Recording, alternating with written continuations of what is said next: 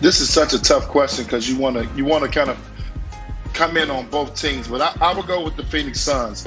The Phoenix Suns is going to have to, one, you're going to have to try to control the glass. They're going to have to, they can't continue to give up 17 offensive rebounds. They can't let, Giannis and Brook Lopez, them guys have their way inside, Bobby Portis. So they're going to do a better job of trying to control the glass, which is going to be very difficult because Phoenix is a small team, so they're not a very big team. And then the obvious is Chris Paul. He has to be a lot better. Not necessarily concerned with the turnovers. I'm concerned with the turnovers in certain situations. You don't want these turnovers to come late in games. They expect Chris Paul to be great late in games.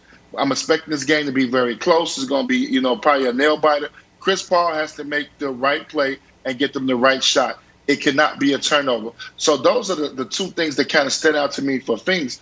For Milwaukee, Holiday has to show up. Giannis and Middleton have been great this series, but Holiday has been really inconsistent to me on the offensive end. If you're going to shoot the ball 20 times, you got to be better than 4 for 20, especially on the road. You're going to have to try to show up for this team to have a chance to win. So I'm looking for an exciting Game 5 by both teams. I still like the Bucks in 7, but it's just too many variables to go for these teams to pick what's going to be one key to the game. So I'm going to steal a word from Monty Williams and talk about playing with force.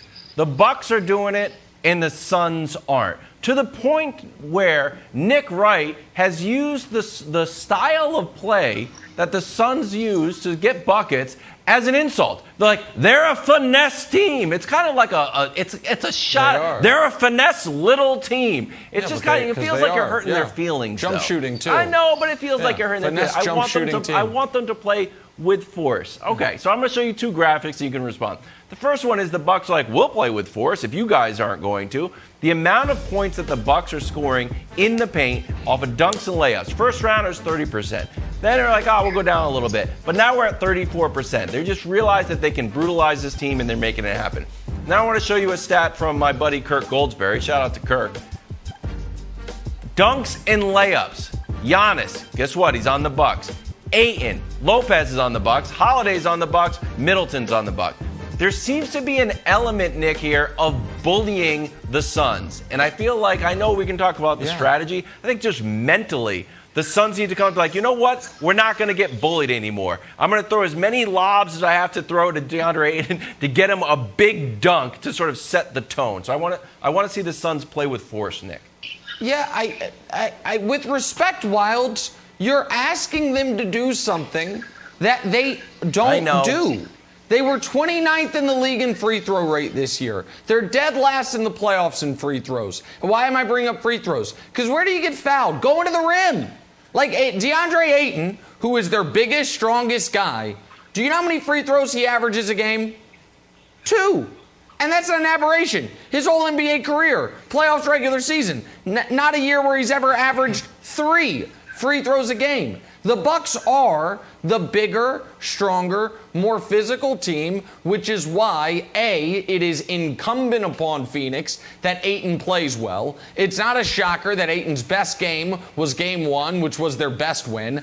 Game 3, where they lost, he's in foul trouble. In Game 4, he only got, what was he, 3 for 9 from the field? I know he had a bunch of rebounds, but that's because somebody on Phoenix has to rebound the basketball. He didn't get enough touches, had 0 trips to the line. The other element, and Antoine mentioned this, and I think it's interesting, is we all thought, even those of us that picked the Bucks, close games late, that favors Phoenix. Or does it? Let me show you a shocking statistic. Clutch baskets in a postseason last 25 years. Now, I know what you're thinking. Oh, my God. Is that age 21 and age 22 LeBron? It is. He was clutch from the very first time he was in the playoffs. But that's not what we're talking about. Tied with LeBron is Chris Middleton this postseason. So it wasn't just what he did in Game 4. He's been doing it all year. And I do wonder, Brandon, if right now, if Game 5 comes down, is a close game down the stretch, which team actually is more confident? Again, a little recency bias here. But one guy saw their general fall down literally. And the other guy has seen their second best player all postseason do that. So I think Chris Middleton will play well. Again, I also have picked Bucks in 7, which means they probably lose game 5. Yep. But I think the idea that close games favor the Suns, I'm not as sure of that anymore. Listen, you're one of the best in the world at understanding the big picture and breaking down the entire game, and you can go from one year to the next. I'm going to lean into the KISS technique. What is the KISS technique? Keep it simple, stupid. I learned that earlier in my career, and I'm going to do it right here. The Suns are the better team, point blank, period. They have the better coach. So is it Bud or is it Monty? Come on, it's not even close. Now, I do like the adjustment Bud made last game, putting Drew Holiday on CP3 and having him pick him up full court. I like that adjustment. You saw the impact that had on the game and on CP3 and that team. But they have the better coach. They have the better point guard. The point guard is not going to turn the ball over 5 times again. It's just not happening. I just can't see it happening. You are a legend. You can't implode in the finals. You've been waiting 16 years for this moment. And they also have the better trio. So Twan, if they have the better coach, if they have the better point guard, and they have the better trio, then what are we talking about here? Look, Nick is talking about they have the bigger team, they're more physical. That doesn't always win. What wins is who's better, who's more efficient. They had 2 bad games, all right, on the road, and now they're back home. They're going to get the job done. Well, I'm not going to go into who's the better coach. I think Monty Williams is a great motivator. I'm not in the locker. I haven't been in the locker room enough to see what Bud does. But Bud has made some great decisions, especially at home, playing Bobby Portis more. Jeff Teague, he's done a good job in incorporating his bench. So I'm not going to say which coach is making the best moves right now. But what I'm going to say is Game 5 is about this is the reason why you pay certain guys $35, $40 million. This is the reason why they separate themselves for these moments. So this game is about Giannis and it's about Chris Paul. This is Game 5. This is taking advantage of this series. Phoenix has worked all season long to put themselves in a position to take care of home court, to have home court advantage. They got to take advantage of this. They cannot afford. They cannot afford to let the Milwaukee Bucks come in there and get a win. This is about the superstars. This is about those guys that you paid the big money for to step up right now in Game 5. Best 2 out of 3. You don't reinvent the wheel, Brandon. I do agree with you on that. It's not about X and O's no more. Trust me. They know every play. Both teams know every play they're going to run. They know how many pick and rolls they're going to do. They know who can do what. The film sessions, you don't even have to watch film anymore if you don't want to. This is all about your stars taking their game to the next level. We played the Game 5. We was 2-2. Dwayne Wade put us on his back in Game 5. And we was able to take care of business in Game 6 with a total team effort. So this is about your stars stepping up and getting it done. No, Chris Paul cannot turn the basketball over. Late, he's going to turn it over during the game, but late he has to be great. Giannis, if you're going to have the ball in your hand late, you got to be willing to go to the basket, which he's done, and be willing to go to the free throw line. If not, we're going to continue to see Chris Middleton try to close games out. And I want to go to Wilds as a neutral third party here because Antoine and I picked the Bucks, Brandon picked the Suns. Wilds did what he typically does, which is picked the Bucks but picked Chris Paul to win Finals MVP. So, who did he actually pick? Nobody really knows.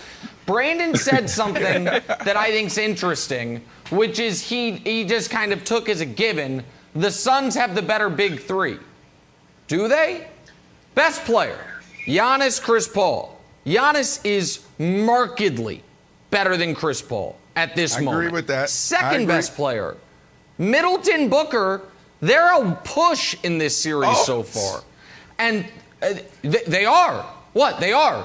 What are you talking about? No, the series, Middleton, the only right thing, now, as all NBA execs, line up all NBA execs in front of us and say, all right, who are you going to take, Booker or Middleton? And every single one's going to say Booker.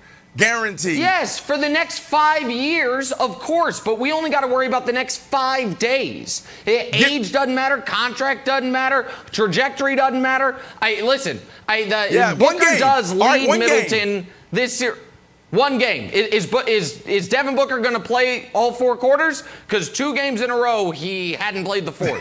One game, he literally didn't play the 4th. And the other game, he might as well have not played the 4th. And then let's not talk about Middleton. Mr. Up and down roller coaster. Let's not talk about Middleton now. Oh, no. Steady, he's he's good. A steady clipper ship. I don't know what you're talking about. We know every night what we're going to get from him. We're either going to get 14 or 40. One of the two. But the third guy, and this is why I want to go back to Wilds, the third guy to me kind of is the key here. Because you don't know what you're going to get out of Drew other than great defense. And you don't know what you're going to get out of Ayton. When the Suns have looked like, oh my God, they are, as Brandon said, the best team in basketball, the most complete team, it's been with DeAndre Ayton going 10 for 13 with 12 rebounds. When the Suns have looked incredibly beatable, it's when DeAndre Ayton looks like he is still finding his footing. I don't know what I'm getting from Ayton. I like him. I think he's had a very good playoffs. But I can't say I'm penciling him in, Brandon, for 16 and 12. Sorry, Wilds. I have to respond to this. Let me tell you what you're going to get from Ayton, Nick. You're not going to get anything on the offensive side. Yeah, you're going to get some rebounds, but let me tell you what you're going to get. You're going to get him on the Greek, the Freak. That's what you're going to get, and he's going to slow him down. When he's on Giannis, he is dominating Giannis compared to the others. Can we show the graphic?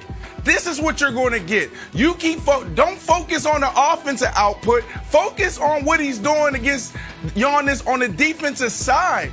That's why they have the bigger 3. This dude is in his head when he's on him, and he needs to continue to embrace this moment. He can't let him go for 40. We saw it last game.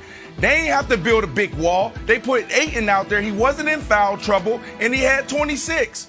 That's respectable. We can win with that. So that's what you're going to get out of Ayton, Wilds.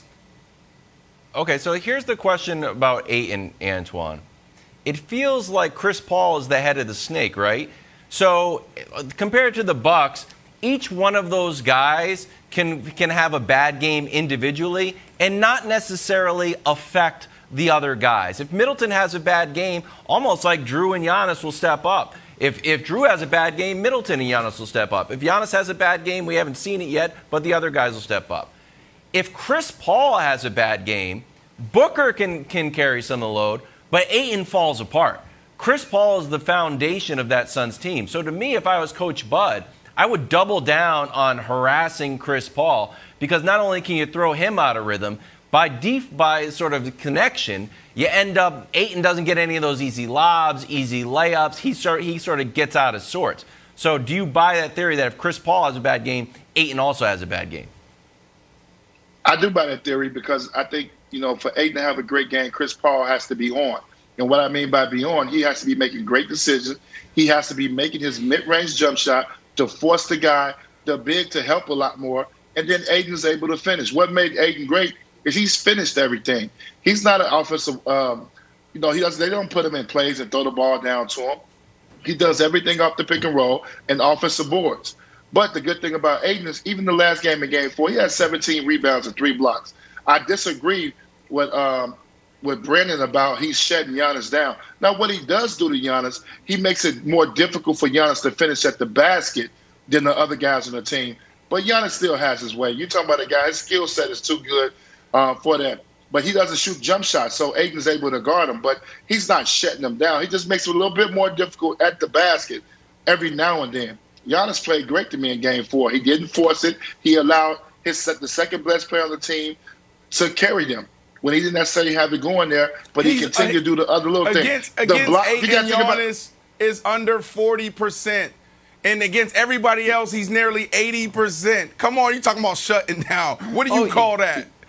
Tell me, Nick. Tell me. Giannis is on his way to MVP. Listen, Giannis is on his way to MVP, and while you're right, Brandon, against Ayton, Giannis is shooting right under 40. Against Giannis on potential game-tying dunks, Ayton is shooting 0%. Thanks for watching. Subscribe here to get the latest from the show. Also, be sure to check out more of the best clips from First Things First, or go watch a few segments from our other shows on FS1.